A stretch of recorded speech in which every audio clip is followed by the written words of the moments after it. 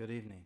The first thing I'd like to mention is the fact that there will be a reception following the presentation tonight at the Black Cultural Center, 517 Welch, I believe is the address. Okay? Also, I would like to say something about the question and answer session that we will have following the presentation. The manner in which we will conduct the question and answer session will be that each individual will have an opportunity to be recognized for at least one question before any other individual has an opportunity to ask 2 questions. Understand that? Okay?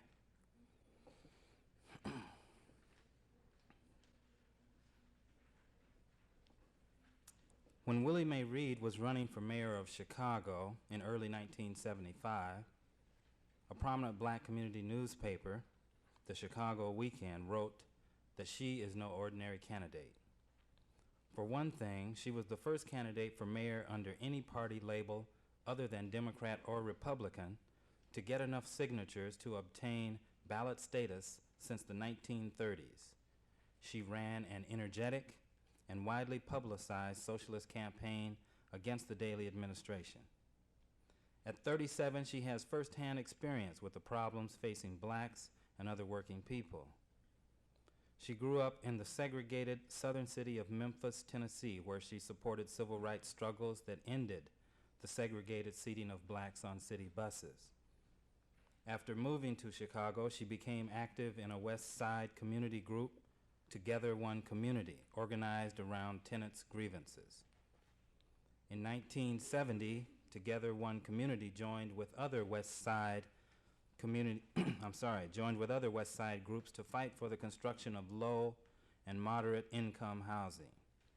She also actively supported the September 1973 demonstration for jobs and economic justice, organized by Operation Push and a number of unions in Chicago.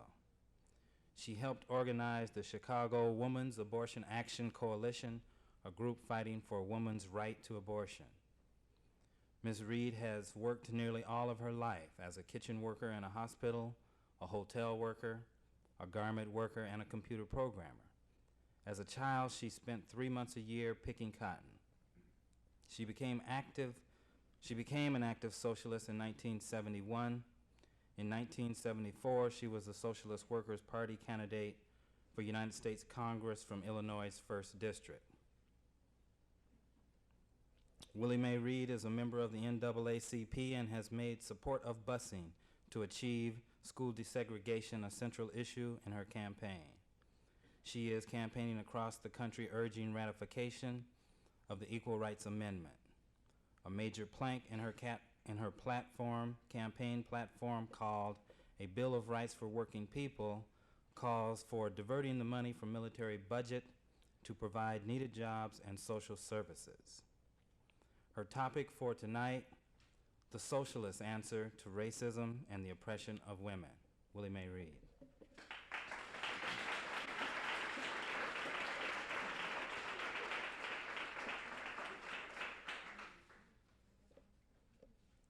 This time last year, I had just ended a very energetic, very inspiring campaign in the last major city in our country that's ruled by a monarch.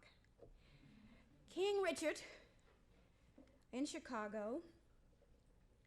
He had just succeeded in re-electing himself to his 6th term in office, a record for any politician in the country that spanned a period of 20 years and was then moving into its 21st year. The thing that makes the political apparatus in the city of Chicago the historic monster that it is the way that the system functions. Boss Daley has within his control jobs that hundreds of thousands of Chicagoans depend on to provide for themselves a living in the city of Chicago. And he certainly controls many of the other political institutions in the city that affect hundreds of thousands of other people in Chicago. And because of the skill with which King Richard has been able to manipulate political life in the city of Chicago, and the pleasure with which the individuals in the city of Chicago who have their businesses down State Street, that great street in Chicago, the way they've been pleased with the way Daley rules the city, they're perfectly willing to sacrifice the continuing existence of an archaic political machine like the Daley organization, since it functioned so well in the process of keeping State Street, the great street, great for the Marshall Fields and the Carson Peary Scott and the rest of the very large corporations who benefit the most from the State Street Council. The Daley machine functioned so well in the city of Chicago that most people kind of recognize that it's a corrupt system, a little bit inhuman, that does these kind of strange things like raising the dead on election day and marching them to the polls to vote King Richard back into power. And people tend to get the impression that the Daley machine is so omnipotent that there's just no way you can challenge the Daley machine and really be effective or successful. So the campaign that I ran in Chicago last year, where I did just that, challenged the whole apparatus with a very significant degree of success, excited not just the campaign supporters of the Socialist Workers' Party before the campaign started, but many other citizens in the city of Chicago who had somehow begun to believe that it was impossible to make change as long as Daley was alive. How was it possible to succeed? By not playing the political game by Daley's rules, by organizing to challenge Daley from the very beginning of the campaign right through Election Day, April 1st. We didn't organize to try to take over the individuals in the Daley organization that have jobs, depend on the Daley apparatus and power to have those jobs.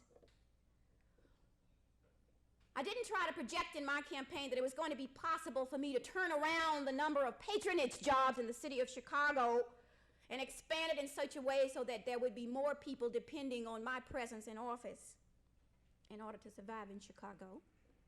We just took a look at the issues in the campaign and some simple solutions to those issues in the campaign that made a lot of sense to a lot of people. We ran on a political program that projected those simple solutions that were realizable in the period and had the confidence to be able to challenge the established politicians in the two major parties. I should say one major party in Chicago, because the Republicans are really they just run to say that there's a two-party system in Chicago, but never with any real effort to challenge Daley. And to challenge those individuals who were running in that campaign and force them to admit where their real commitment was in the city of Chicago. Was it to the people in the city of Chicago, or was it to the individuals that made up the State Street Council in Chicago, which is certainly different from the individuals in the city of Chicago? And through that kind of confrontation with the Democrats who were running supposedly to unseat Daley and run the system just a little bit better, it helped people to understand the kind of shell game that the politicians play with people in the city, in the state. And it helped people to understand that, we're really right in believing that there's no difference between the Democratic and Republican Party candidates. A confidence that has helped increase the rejection that larger and larger sections of the population are now registering registering in the fact that they don't go to the polls to vote for either Democrats or Republicans. As we were petitioning in the city of Chicago so that we would be able to challenge the Daley apparatus and all of those other little young warlords in the Democratic Party in Chicago. We came in contact with those individual Chicagoans who had refused to go to the polls and vote in the November elections. They made a pretty big deal over the fact that most of the 1974 candidates that were running for the Congress and the Senate and those states around the country where the governor's office was also open. The major media made a point of the fact that less than 50% of the population elected the present officials that now run the country, and that certainly was true in the state of Illinois. We had to collect 66,243 signatures to get on the ballot to challenge Daley. And one of the things that we found in the process of collecting those signatures in the city of Chicago is that the major media had really lied when it said that there was a low voter turnout in the 74 elections because people were apathetic. We found that the low voter turnout was a direct result of the fact that most people in the city of Chicago was turned off to the individual Democrats and Republicans that were running. And what they wanted was a better way to run the society in Chicago. They wanted a better way to run the city and the state.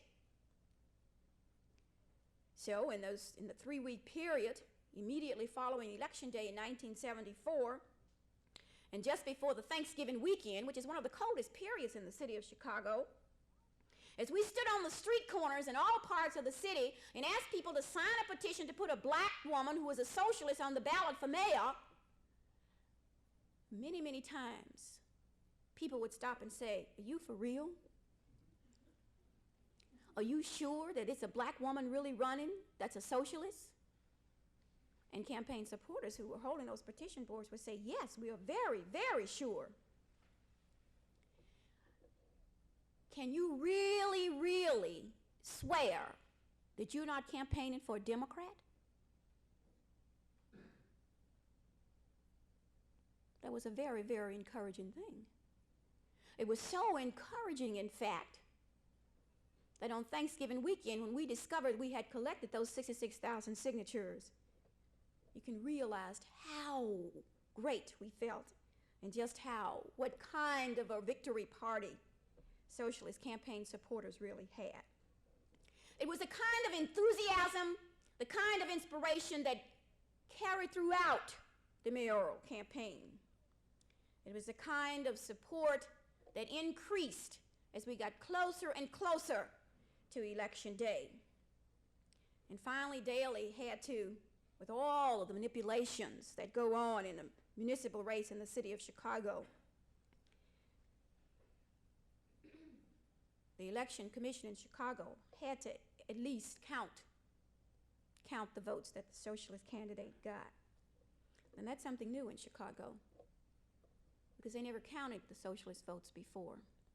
They never reported the socialist votes in the returns, the election returns on television.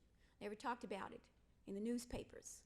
They would always tell us, "Well, we'll count your votes after all of the returns are in, and then we will write to you within 90 days and let you know what your total vote is." And unless we pursued the matter, we never knew how many votes had been cast for socialists. But they not only included the socialists in the election returns in the mayoral campaign, the two major dailies in the city of Chicago on the weekend before Election Day ran down the political program of the Republican, the Democrat, and the Socialist. Another first in politics in the city of Chicago. Of course, they stole us blind, but we expected that would happen.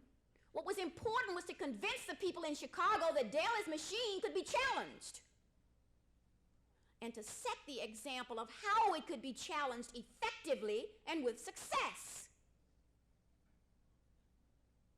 In many precincts in Chicago, the socialist candidates weren't even on the ballot.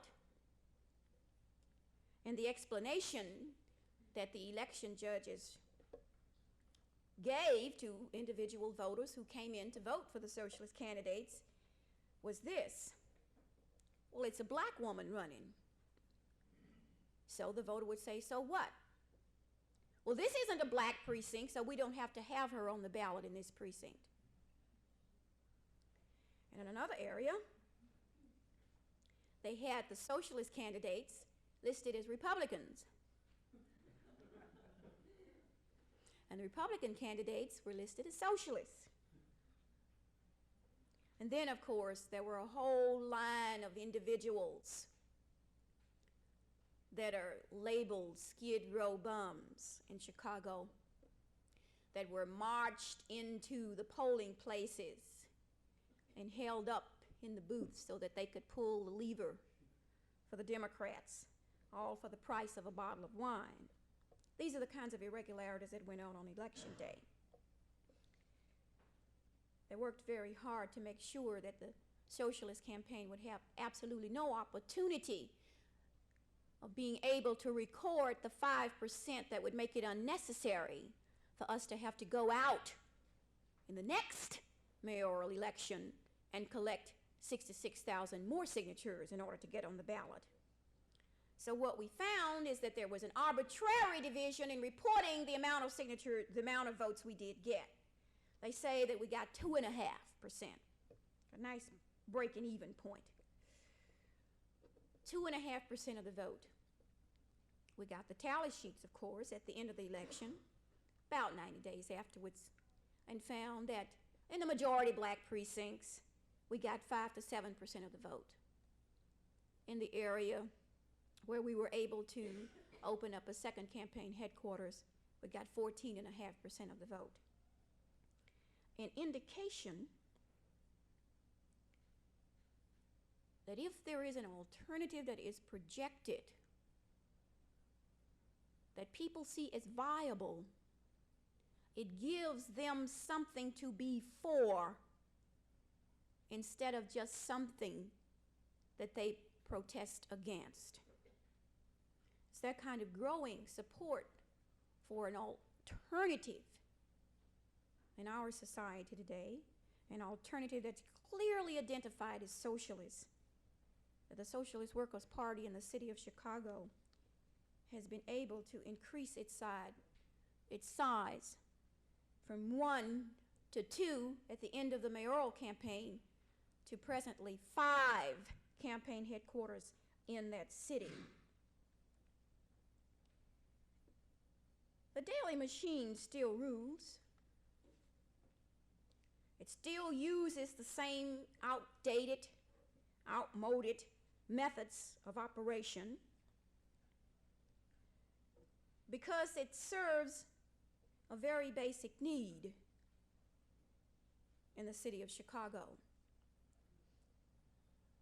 It serves the need of the State Street Council in guaranteeing the fact that the individuals who make up the State Street Council will continue to find Chicago a great place for business. And of course, that's completely different from what the ordinary citizen in the city of Chicago needs in trying to determine whether or not Chicago is a great place for the ordinary person in the city. But one thing the Daley machine knows is that socialist politics has been established in Chicago. And we are going to be present to challenge every move that the apparatus makes in Chicago. And the increase in support that we receive every time we do that guarantees it will be impossible for them to ignore us the way they've done in the past. I'm quite certain that that's one realization that doesn't make Daley too happy. As a matter of fact, I would imagine that it makes Daley as unhappy as it makes another apparatus that is just as unnecessary, just as inhuman, at a very much higher level of administration in our society, and that's the apparatus of the Federal Bureau of Investigation. They're not too happy with the Socialist Workers' Party either. just before I came to Des Moines area, here in Ames, a few days ago, I went through Arizona. And one of the things that happens on the campaign tour around the country is that a series of media engagements are organized by campaign supporters in each area so that it's possible to be able to reach a much broader audience than is available to come out on any particular weekend night or afternoon to hear the socialist candidates in person. So campaign supporters in Tucson, Arizona organized a series of TV interviews with the news departments. And at ABC in Tucson, there were 2 agents from the Arizona FBI who were going to be interviewed around the same time that I was going to be interviewed. And considering the fact that there's been a great deal of publicity around the documents that the Socialist Workers' Party has been able to get from the files of the FBI as a result of an ongoing lawsuit that we have against the FBI, the CIA, the president, the vice president, and the president's cabinet, and all the other individuals who make up all of the other individual agencies that function in government, the news people at ABC decided to have a little fun with the FBI agents. So they, as they came into the studios for their interview, one of the news people asked the agents if they were the socialist candidates. And of course, it was such a shock to them, it simply drained all of the color from them. They were quite disturbed. It's an indication, of course, that today the government finds itself in a very peculiar situation. It's been possible to convince the population in the past that we've got the kind of economic system that's the best economic system for humanity in the history of humanity. And that this economic system is the be-all and the end-all of humanity. And if we don't protect this economic system, then there's going to be an end to humanity. But then on the other hand, the economic system just doesn't seem to be able to meet the expectations of the majority of humanity in this period. It seems that what they're saying to us with the continuation of the private profit system is that we have to face some new realities, a new realism. That's what Ford called it in his State of the Union message to the country. He says that we've got to wake up to the fact that the American dream has to be redefined, in essence, and that we have to realize that we've been too extravagant in our living, that our expectations have just been blown out of proportion, and that we suffer the crises that we face today economically because we have just wasted so much money on human needs. And what we must do is reduce the amount of money that we spend for mass transportation and Medicaid and on Social Security and financing medical care and providing all those luxurious schools that students have been attending over the years. We've got to wake up to a new realism. That was what he called it. There's just not enough wealth to go around, you see. There's nothing wrong with the economic system. Problem was with you and me, the ordinary average person that's just been too greedy in the way that it's been wasting the wealth in our country. And of course, if we can ferret out those individuals who would seek to demand more, like blacks demanding equality, and women moving for change, and working people talking about increased wages, then it will be possible to convince the majority that the problem with the economic system is the individual.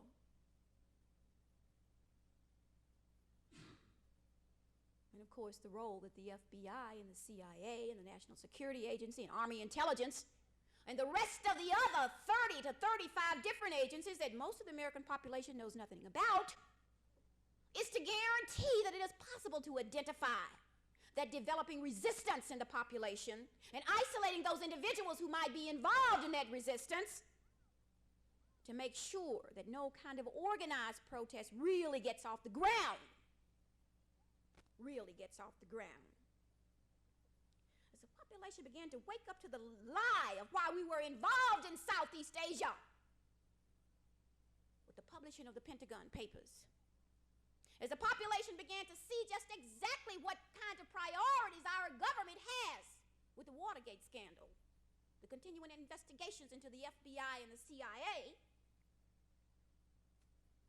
it became clear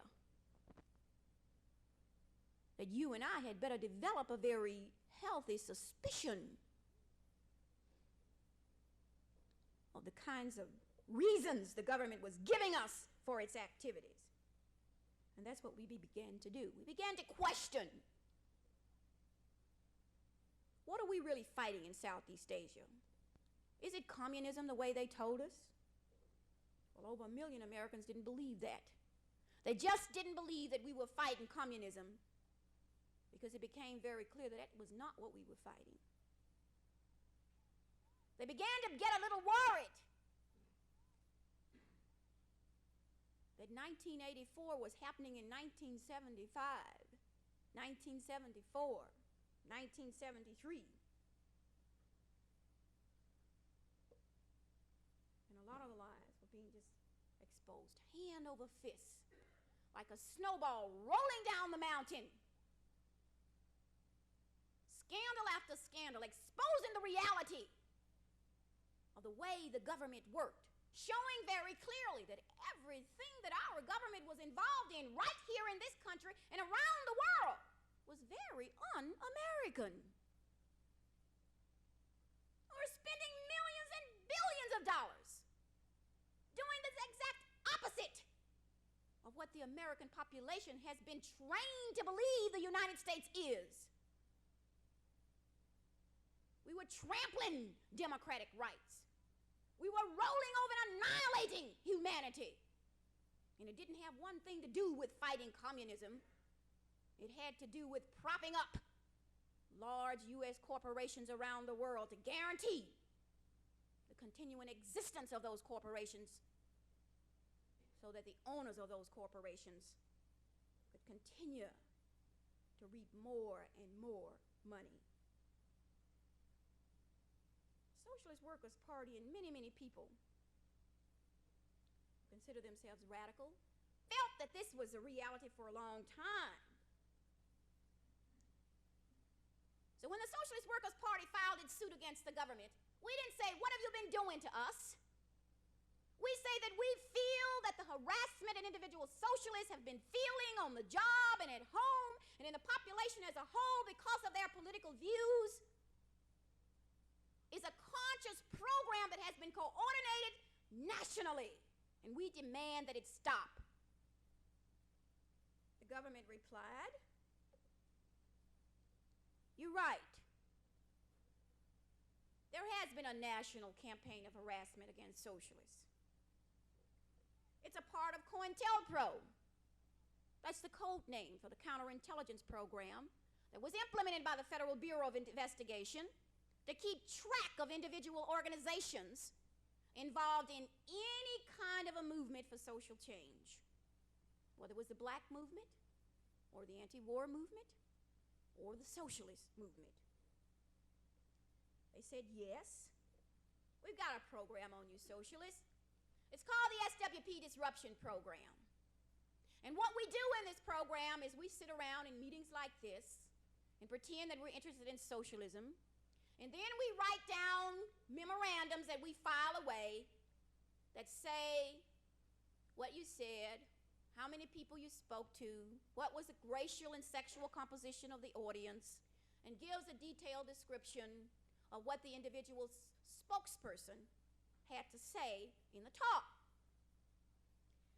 And in addition, We also use electronic surveillance to listen at what you were saying in your telephone conversations. And we've been doing this since 1945. The Special SWP Disruption Program was started in 1961, but we ended it in 1971. That's the extent of what we've done to you socialists. And we did this because you people are subversive. You are a threat to national security.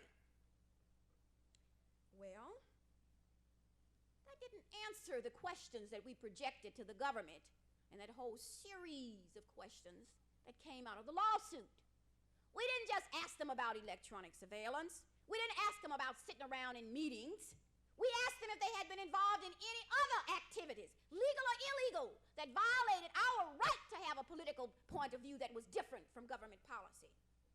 And in answering us, what they were saying concretely is no, we didn't do that. In fact, they said very clearly, we deny those allegations. We admit simply to the SWP disruption program from 1961 to 1971. And we admit to electronic surveillance that goes back to 1945, but that's all we did. Well, we socialists are just so methodical in our approach. We figured that if the government was telling the truth, then there would be no problem in having the government answer these same questions over and over again. And if they were telling the truth, then what we would do is get the same answer over and over again. So when we asked them in 1974 and they replied, we simply waited a little while. We asked them in 1975. We found, first of all, that the SWP disruption program did not end in 1971. They were doing the same thing as late as 1974. Ah, you lied. So we asked them again in 1976. Same questions. And again, they said, okay. But the whole list of activities that they had been involved in did not just include sitting in a few meetings and listening on a few phone conversations. They were intercepting mail. How did we find out? Did they admit it? No, they didn't admit it. It got exposed in spite of those federal agencies. It got exposed when a high school student in New Jersey by the name of Lori Patton simply wrote to the offices of the Socialist Workers' Party in New York City to get some information. She wasn't socialist. She didn't know anything about the Socialist Workers' Party, didn't know anything about socialism, was simply curious because she had been assigned to write a paper on the socialist groups. And she actually wrote a letter to us addressed to the Socialist Party.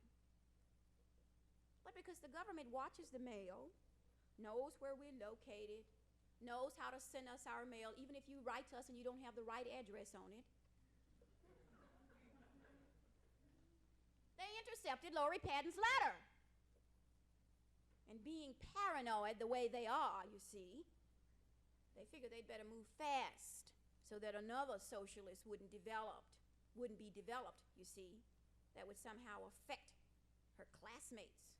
And they visited her school, they visited her neighborhood, they talked to her classmates and her principals to put a stigma on her simply for asking a question. I mean, how would you feel if the FBI asked you about your best friend? Wouldn't you begin to wonder? Not about the FBI, but what is my friend into? It puts a stigma on you, you see? Puts a stigma on your friend. Questions. The whole motives of your friend. Makes it difficult for your friend to be able to function because of the interest of the FBI. It's not so much what they say, just the very fact that they're investigating you. And it was through this kind of activity that it was exposed that the FBI was, in addition, watching the mail of the Socialist Workers' Party. Another lie. But of course, they still denied doing anything illegal. And it will all justify because we were a threat to national security. How we were a threat It was never defined. But in 1976, when they replied once again to the very same questions, it began to become very clear just exactly what they meant about us being a threat to national security. And answering the same questions all over again, we discovered, lo and behold, not only will we catch them in a very big, bald-faced lie, but we'll be able to find out exactly what they were interested in. At the end of March in 1976, the Political Rights Defense Fund, which is organizing support for the Socialist Workers' Party's suit against the government, we got 354 pages of documents from the files of the FBI in New York City. What did these additional pages show? It showed that the agency had been involved in burglarizing the offices of the Socialist Workers' Party and the Young Socialist Alliance, who were co-plaintiffs in the suit, in a way that would make 007 look like a club. They had photographed 10,000 pages of files in the offices of the Socialist Workers' Party every 3 weeks for 6.5 years, from 1960 to 1966. What kind of subversive material did they find in that period that would justify them considering us a threat to security? Well, this is what they photographed.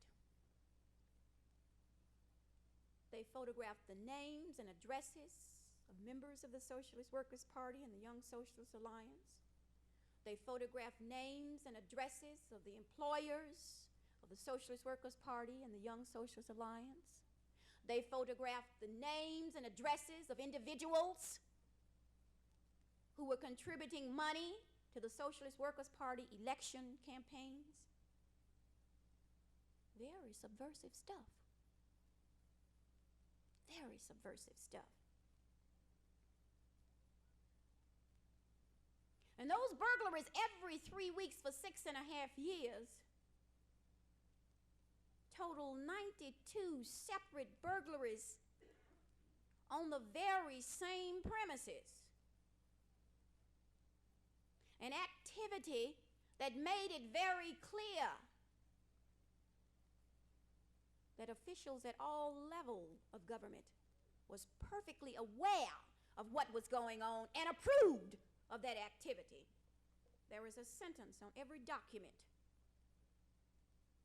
each and every page of those 354 documents that say security assured. What does that mean in ordinary, everyday language? It means that they had help and collaboration in carrying those burglaries out. It means that everybody who's involved in dealing with the, quote, crime problem were perfectly aware of the activities of the agencies and were in agreement that they should continue. I mean, you don't have to have any illusions about the fact that Kojak really represents the way the New York City Police Department functions. But even the New York City Police Department would be able to catch a burglar who functions every 3 weeks for 6.5 years at the very same location. We caught them in another lie. Another very bald and blatant lie. A lie that was so embarrassing, even they couldn't justify it. They had to admit that for all of the years since 1945 that they've been watching the Socialist Workers' Party, all they found out is what they could have found out without spending the millions of dollars that they spent for so long, without wasting taxpayers' dollars for so long. They found out what they could have found out if they'd walked through that door and sat down in this meeting. They found out that the Socialist Workers' Party is a legal political party in the United States. Americans carrying out political activities in an organized way where they talk openly about their political belief and say very clearly what solutions they propose politically to the economic problems that exist in the society. They found out that the Socialist Workers' Party is a legal American political party. But they didn't stop lying. They said that we stopped burglarizing the headquarters in 1966. That was the last time we did it. It was wrong. Did you see that article on the front page of the paper a couple of days ago where Kelly apologized to the American people? We were wrong. We did a few things that were really, really terrible, and we're sorry. That's what they wanted the Socialist Workers' Party to believe. We were wrong. We got a little carried away. You see, it was Hoover, this fanatic, this individual who got a little bit overzealous in his campaign to ferret out the communists. We were wrong.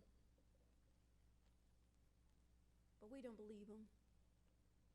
Fred Halstead, the 1968 presidential candidate of the Socialist Workers' Party, asked for his file individually, separate from the lawsuit that we have going against the government, under freedom of information, the very same route that hundreds of others of Americans have taken in trying to find out if they're on the FBI's list.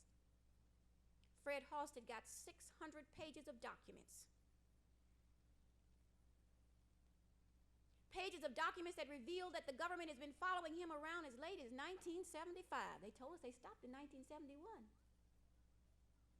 Pages of documents that show that they didn't stop stealing from us in 1966. They stole from Fred Halstead in 1968 when he was a presidential candidate.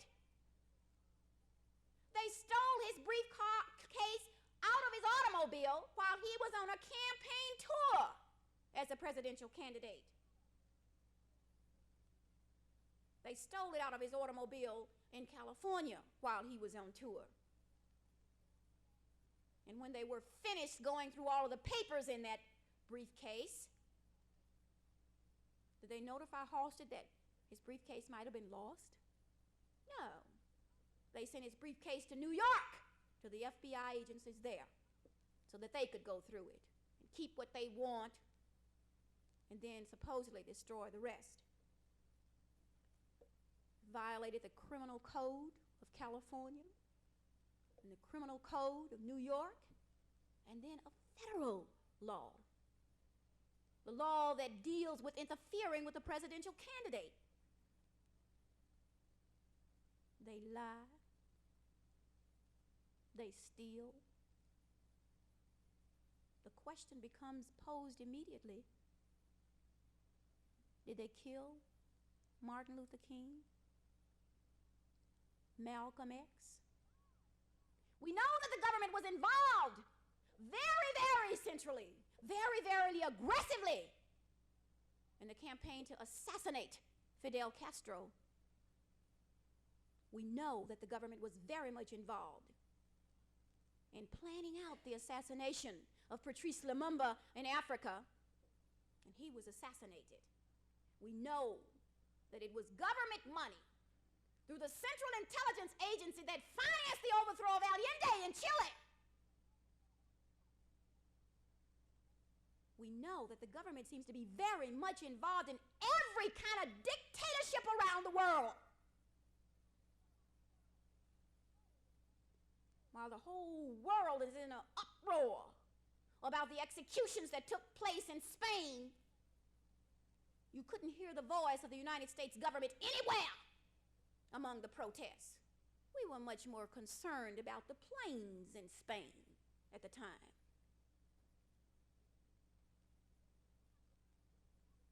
You couldn't hear the United States government before November 1974 standing up for the democratic right of the Angolan people. And now all of a sudden that Angolans have independence, we are concerned about the democracy there, the threat of communism. And we had financed the Portuguese regime for decades that had oppressed the Angolan people for decades. The hypocrisy of this government, the priorities of this government in wasting the wealth of this country, in maintaining the establishments of institutions to protect the position of these large corporations in the United States and around the world is what is being revealed in this period.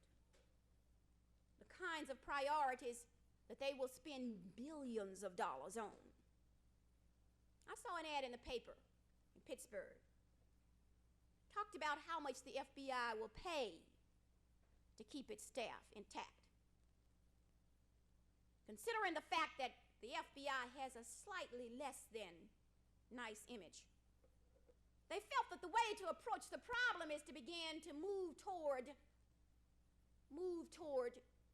using affirmative action within the agency. And what they wanted to do is to go out and hire more blacks. What will they pay? As a beginning FBI agent, they will pay $14,500 to start. In 6 months, $14,500 will be increased. Don't worry about the cutbacks. To $18,000 a year.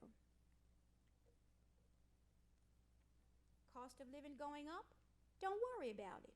In 2 years, that annual salary gets raised to $20,000 a year. When I was in college back in the late 60s, that was before the present recession, before the present cost of living. They have these agencies to come out on the college campuses to recruit you. That's in the last quarter when you were a junior and about to become a senior. So you'll know how to spend the next year of your college life. It was when I first learned how many agencies the government really had that are supposed to be involved in, quote, intelligence gathering. It's when I realized that there were so many more agencies than the FBI and CIA that the average American person would never find out the names of all of those individual agencies. And the one that struck me the most was the DIA. Because they were involved in something essential? No. Because in 1968, 1969, they offered a beginning salary to all new recruits of $50,000 a year.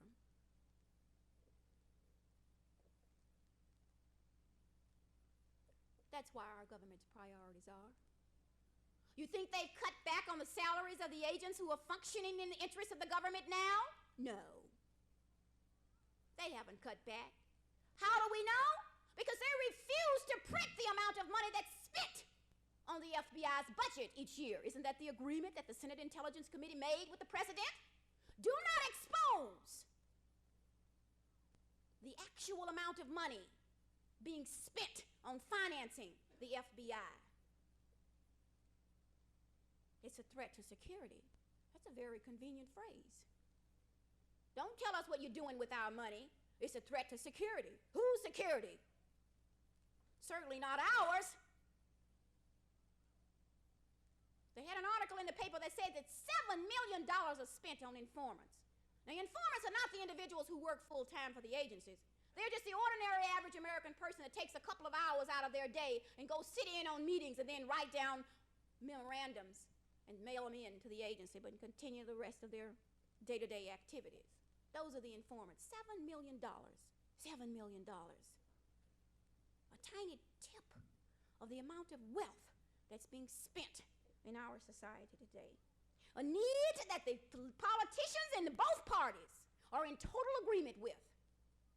What the scandals have revealed about the FBI and CIA, it is not that it was just Hoover's policy. It is not that Nixon was some kind of fanatic wanting power. It exposes the fact that it was Republicans and Democrats alike, right down the line for decades, who were using this means of keeping tabs on the American population and making it impossible for the ordinary American person to be able to function and exercise the rights guaranteed all of us in the first 10 amendments to the Constitution, the Bill of Rights.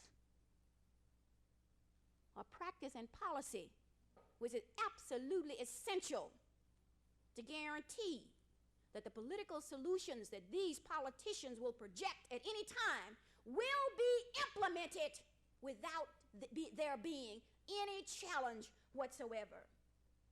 That's why they're trying to apologize today You might even see Kelly crying about the fact that he's been caught doing so bad tomorrow. Anything to convince us that we should not do what's really needed with the FBI and CIA, and that is dismantle them, not reform them. They're not doing anything that we need, and the kind of money that we're wasting on maintaining them in existence can be used in the other social programs that we need to survive as people in this society. It's the kind of a political program that guarantees that the political repression that these police agencies are responsible for executing will be carried out.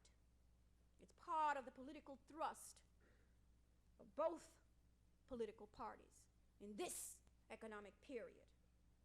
It guarantees that the recovery of the economy, which is based on how many jobs can be reduced, how many wages can be frozen, how many contracts can be torn up, are going to go over with little or no resistance from the population as a whole.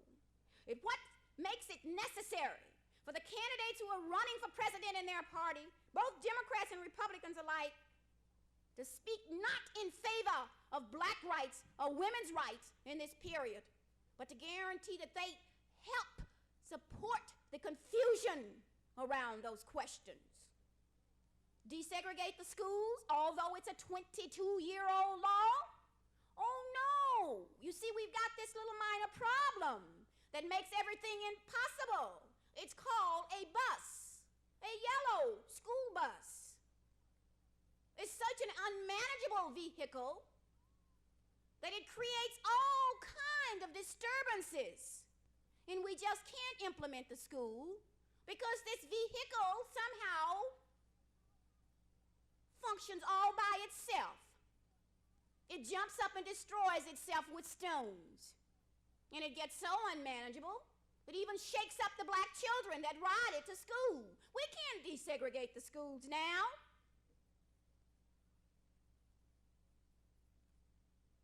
That kind of hypocrisy. No contribution to the fact, to the discussion, to help expose the fact. It ain't nothing wrong with the school bus. The problem that the bus suffers is that it's being attacked by rocks that come from human hands. Human hands that happen to be attached to full-grown individuals who are perfectly aware of the fact that they are breaking a law, who have been allowed to continue to break that law and act like criminals because they represent the whole thrust of what the political answer is to implementing a law. They provide the means for the politicians to be able to say that we have to cut back because there's a section of the American population that's opposed to more spending. That's the excuse that Ford used when he vetoed the child care program. The American public is becoming anti-government spending. When Kevin White, the mayor of Boston, stood up and held his hands behind him and watched that core of racists in Boston attack those school buses, he was saying very clearly to them, roam wild, because I'm not going to do a thing, and he hasn't. Since the very first bus rolled in September 1974, and the very first rock was thrown, Kevin White and the Boston Police Department have done absolutely nothing to end the rock throwing. What Kevin White and the Boston Police Department have done is to make excuses. They have defaulted on their responsibility to enforce the law and keep order in the city of Boston. They have provided for the continuing attacks, the increased violence that has escalated over and over again in the city of Boston. They are responsible for the fact that Theodore Landsmark, a black attorney, was attacked in Boston in the middle of the day, downtown in the middle of the city, on the steps of City Hall, while Kevin White stood in his office in City Hall and watched. They're responsible for all of the violence that continues to go on again and again and again in the city of Boston, while the politicians continue to find ways and excuses to avoid their responsibility. They're responsible for the fact that the retreat that's taking place in weakening the unions by tearing up contracts and breaking strikes against working people in this society. They're responsible for the retreat on the rights of women that were just beginning to be realized in the early 1970s. They're exposing for us very concretely that the Democrats and Republicans just cannot lead the struggle for the kind of economic change that's crucial to us in this society. They can't be trusted to make the laws. They can't be depended on to implement the laws. And they cannot be expected to protect the laws once they have been passed and implemented. That's what the attack on women revealed. Look at the logic of Ford's new position on abortion.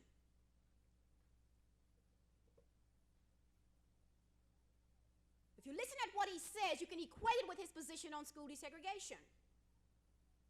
He said in January that the 1973 Supreme Court decision on abortion went too far. That's what he said about the school desegregation decision that came out of the court, the federal court, the U.S. Supreme Court, the highest body in the land in 1954. He said it went too far. But of course, he's not in favor of being overzealous. He'll take his time. He's not for implementing an amendment that's going to reverse the abortion law immediately. He's interested in an amendment that will reverse the abortion law gradually. He's for an amendment that will let the states decide. Think of the logic of that. It's not just an attempt to roll back the gains of women. It's an insult to our intelligence. An insult to our intelligence. As I listened to Ford make that statement, I couldn't believe it. I said, he's topped himself. There's no way he's going to be able to outdo this. This is the end of it, you know? It reminded me of the fact that when I was a teenager and my mother talked to me about the birds and the bees, of the things that she told me. You see, when she was a teenager, her parents didn't have any discussions with her about the birds and the bees. Sex was taboo. They didn't discuss it when she was a girl. And when she asked her mother where babies came from, her mother told her babies came from stumps. She spent an awful lot of days out in the woods watching a stump. And she did that because she believed in what her mother said. She looked to her mother for leadership and direction. And if her mother told her a baby came from stump, then she expected that if she was patient, she would be able to watch this thing happen with her own eyes. Of course, I remember that when I was a teenager, I saw babies being brought to homes by the stork. And now Ford tells us it's the states.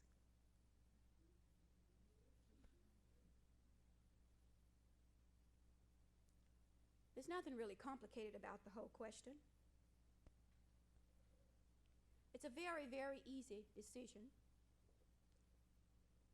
because it simply depends on one group of individuals.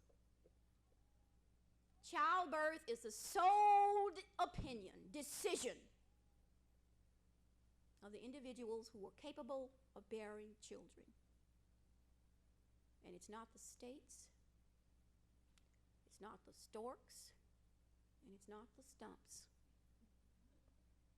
It is simply women. We are the only people that have the right to make those decisions. And the only responsibility that the politicians have is to implement the law and expand it in such a way it will be possible for us to have what we need, regardless of what our decision is. the difficulty that the Democrats and Republicans have in being able to deal with simple human solutions, like the question of abortion and school desegregation and affirmative action, simply reflects the fact that they have a commitment to the wrong group of people. They have a commitment to the group of individuals who do the employing in this society.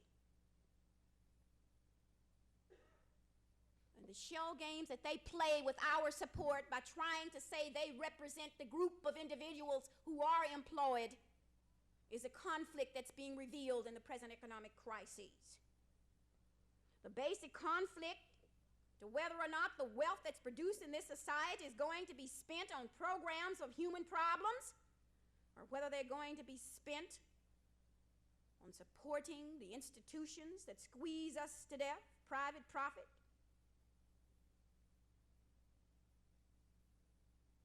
There's a contradiction that they have the responsibility of solving. They know very well the way we think and feel. And it's reflected in the fact that the Democratic Party candidates, the one political party in our society that represents every political point of view, always have one individual that says something that will somehow convince the population that every point of view can be represented in the Democratic Party. This entertainment that the population is being subjected to in the whole primaries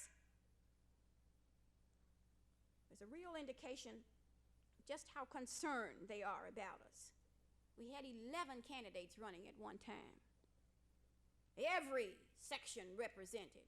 Wallace and Jackson and Harris and Udall. And every day we got a whole fresh troupe of entertainers. A whole new set of clowns out there to perform for us on everything except the issues, provide everything except a solution different from the one they were already implementing as politicians in power. You see? Just take a look at them. There was Harris, the socialist, that didn't know what socialism was. And then there was Wallace, who was not able to outrun Reagan and how much reaction he could mobilize. And then there was Jackson, the sophisticated right-winger, who don't care too much about blacks, but at least he didn't call them niggers. And then, of course, there are the liberals.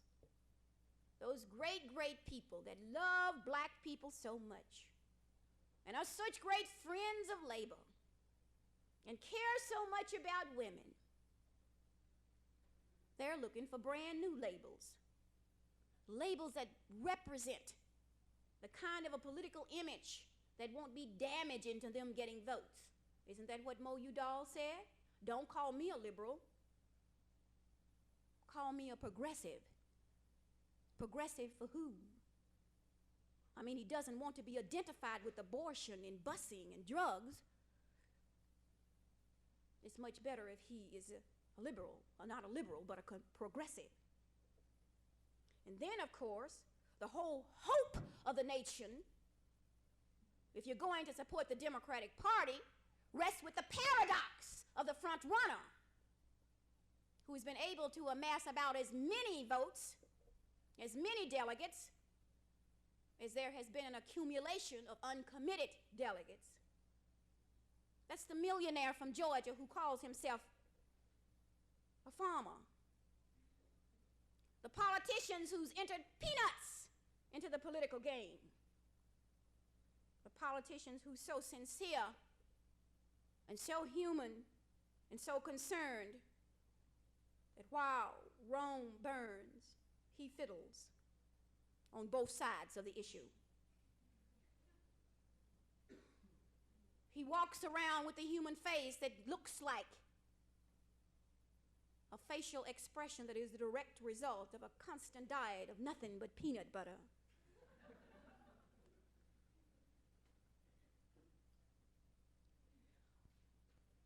If we were represented in the political process.